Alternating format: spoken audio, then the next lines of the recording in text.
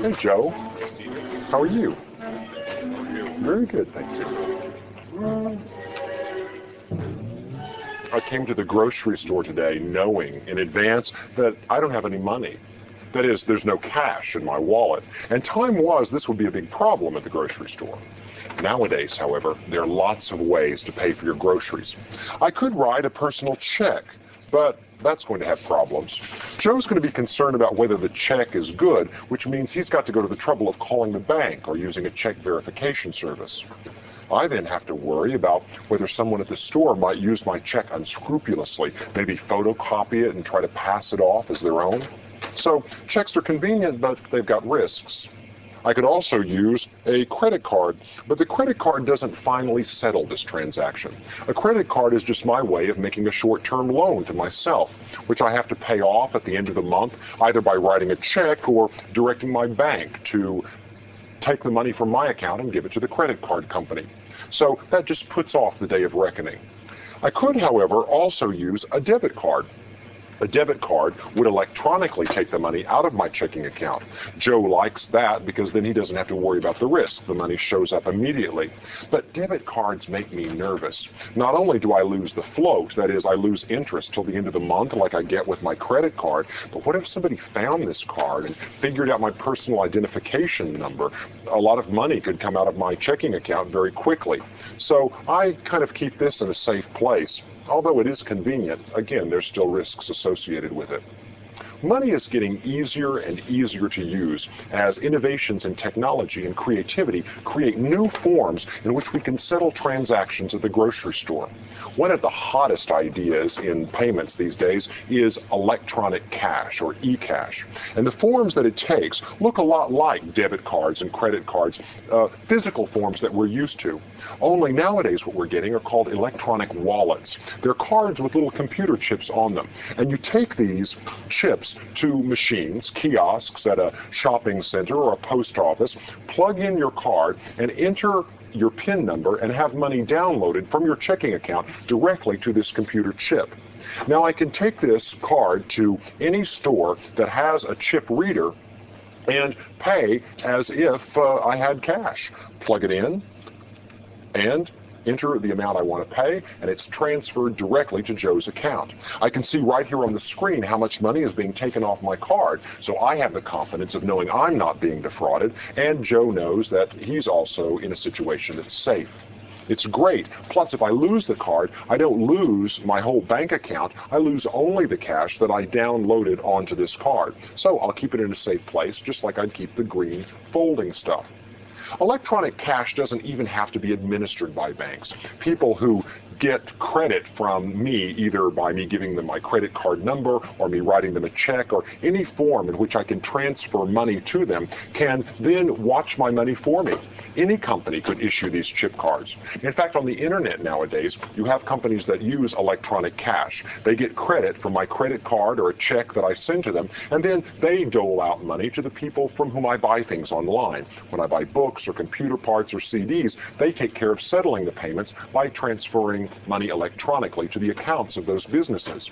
E-cash, chip cards, online money being sent around in wires. This is the direction things are going, and banks don't even have to be involved. More and more, the payment system can be run by non-bank companies. Remember, a bank is a financial intermediary that makes loans as well as accepting deposits, but the payment system eventually can circumvent banks entirely. In fact, it doesn't even have to involve dollars at all. We could have commerce that's settled in frequent flyer miles or long-distance telephone minutes. But I'm getting ahead of myself. Why is it that electronic commerce isn't already entirely ruling shopping? Why isn't e-cash the payments norm everywhere? There's certainly great benefits to e-cash. One of the benefits is it doesn't involve paper checks. Paper checks are very expensive. It takes about $5 billion worth of human labor and resources a year to truck those checks around and get them cleared from one bank to the next, whereas electronic commerce is relatively inexpensive. Once you've got these payments readers installed at stores, it costs almost nothing for me to pay Joe using a chip card. Another thing is I don't have to worry about the fraud involved with checks, and Joe doesn't have to worry about any fraud from his employees taking paper money out of the cash register at night. A lot of the fraud that's involved with paper payments is completely eliminated. Some other advantages are it's very, very convenient. It seems like I've always got my card with me, and it's very easy to carry around.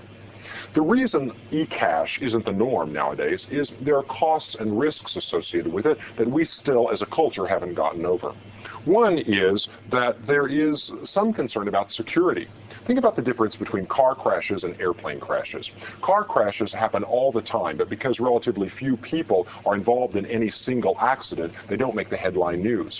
Whereas plane crashes, which are very, very rare, make the headlines because a lot of people are involved in the catastrophe and are affected. Now, paper checks are fraudulently used every day, and cash is stolen every day, but that doesn't make the headlines. But if somebody hacks in to an e-cash computer somewhere and messes with the payment system, that's all over the front pages because it's a big, catastrophic and focal news event. So fraud with e-cash is probably going to be less common and maybe less damaging overall, but because it's scary and it strikes at the heart of our confidence in the payments mechanism, it tends to be bigger news. So there are certainly security questions about whether hackers could mess with an e-cash system. Another thing about e-cash that gets people worked up is privacy. I mean, do we really want the government knowing everywhere we spend our money? But with these chip cards now, there can be anonymity built in. I can download the cash from my account, and maybe the account number doesn't come with it. So whenever I come to the store and use my chip card, I can pay without necessarily having to give my name. Once you can have anonymity involved with eCash, then it has a lot of the advantages of the green folding stuff. And eventually it'll replace the green folding stuff because people are going to wonder, if you're carrying cash around, what kind of transactions are you doing anyway? Embarrassing or illicit stuff that you don't want to leave an electronic record of? What have you got to hide? Why not transparency? Another concern with eCash is that once the banking system is circumvented, the Federal Reserve loses its control over the money supply. And certainly once we start using frequent flyer miles and long-distance telephone minutes as cash, the Fed is in a really tough position as far as controlling the payments mechanism or the money supply. And that can be a very big concern, because then how do we control inflation and interest rates and other macroeconomic policy variables? Another concern is concern about taxes, concern about criminal activities, all kinds of things that have particular concern for eCash in ways that paper money doesn't raise the same set of questions. So what will money eventually become? Chip cards are a great new development that are going to catch on more and more as people see that they can be convenient and anonymous and very safe to use. However, ultimately, money is an idea. Money is a stream of zeros and ones out there floating through the ether. It's just numbers on a balance sheet. And so, why do I need a card at all?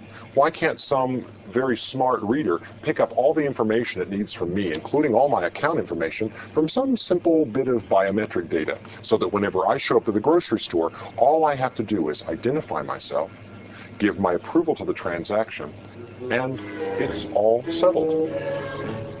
Thanks, Joe. Have a good day.